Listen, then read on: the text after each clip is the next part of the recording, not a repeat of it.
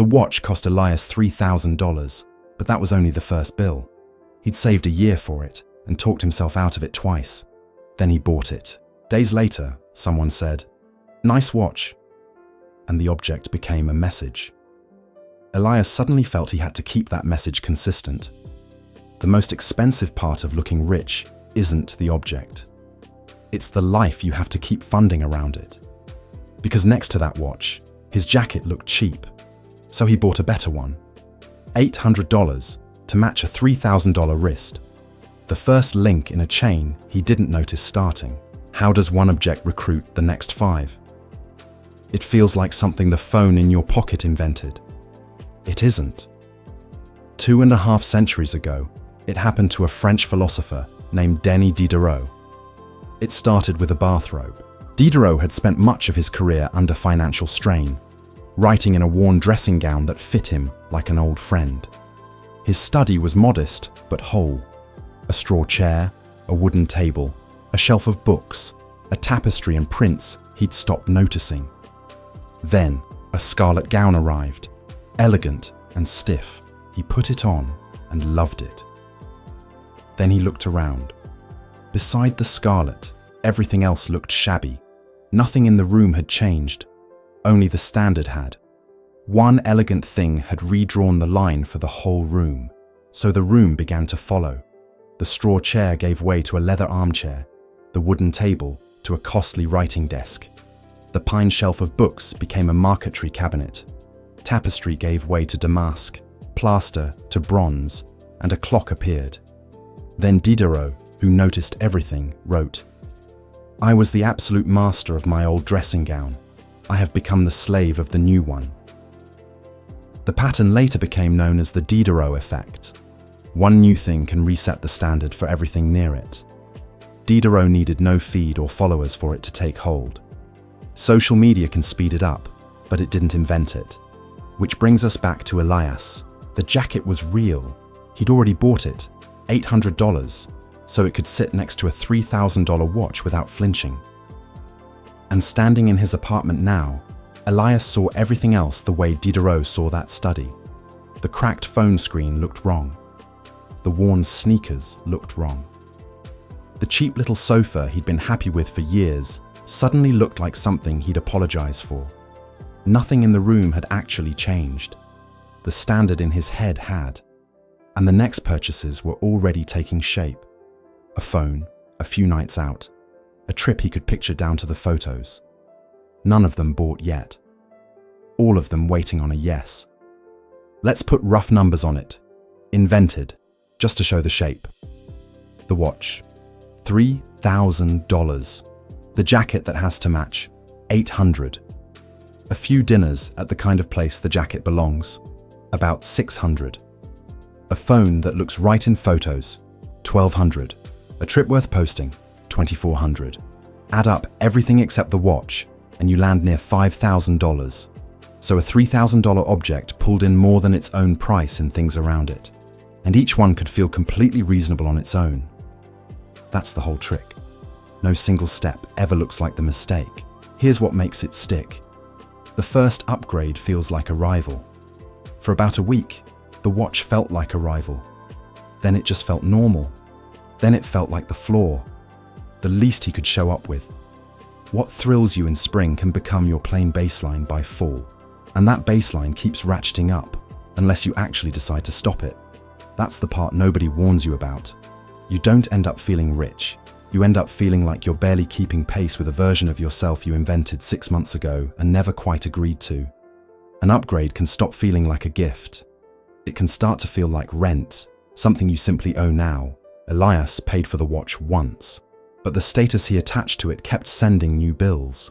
People had seen it, and Elias began imagining they expected the same version of him every time. That's the trap folded into status. Imaginary witnesses are expensive. They don't charge you at the register. They charge you through the choices you make to preserve an impression. Show up looking like less than last time, and you start imagining they'll notice. You paid for an object. What you may have signed up for was an identity. The object is a purchase. The identity is a subscription. Research suggests this pressure can also show up in spending data. Bertrand and Morse studied middle-income households in states where incomes and spending at the top were higher. Those households tended to spend a larger share of what they earned, and spending on visible things looked more responsive too. The authors are careful though. Status pressure is one explanation that fits the numbers, not one they claim to prove. Now imagine trying to step back down, selling the watch, wearing the old jacket again. On paper it's easy. You could free up some money, but it doesn't feel like math. It feels like an announcement, like standing in front of everyone who watched you climb and telling them it didn't hold. And here's the strange part. Most of that audience lives in your own head. Remember, Diderot had no followers, no comments, no feed. The witness that can cost you the most is the one you're imagining. You're not really afraid of the numbers. You're afraid of the faces you've invented to watch you. Months after applying and almost forgetting about it, Elias gets an offer, a better job in another city. Taking it means moving, and moving means having a cushion of savings to land on softly. It's the kind of chance that only opens when you have room to say yes. And right now, he still has that room. That's exactly what stops him cold. The next links in the chain, the phone already in his cart, the reservations, and the trip still open in a dozen tabs, would eat into the savings that make the move possible. The costume and the choice are reaching for the same money, and he can only fund one of them. None of this means an expensive object has to pay you back in money to be worth owning. Beauty, craftsmanship, and pleasure can be real value. Elias genuinely loves the watch. The problem began when one object started choosing everything around it. A costly purchase can also be intelligent when it protects your health, buys back your time, or helps a skill compound. Price was never the enemy. Losing control of the next decision was. The right question is not simply, is this expensive? It is, after I buy it, am I still the one deciding what comes next? So before the next purchase that's supposed to make you look like someone, here are 2 questions worth sitting with. Not to guilt yourself, just to see the real price before you agree to pay it. First, would you still want this if no one could ever see it? That question can help separate what you love from what you're performing. Second, what will this ask you to keep paying long after the pride wears off? Be honest with the answer, because if the honest answer is a life I can't really afford, then it was never just an object. It was a decision about what your years are for. Elias keeps the watch. He genuinely likes it, and that part was always fine. What he does next is smaller and much harder. He clears the phone from his cart and closes the open tabs, the reservations, the trip, all the things the watch was asking him to buy. He turns down the very next one. Then he answers the offer. Yes, he takes the job and the move that comes with it.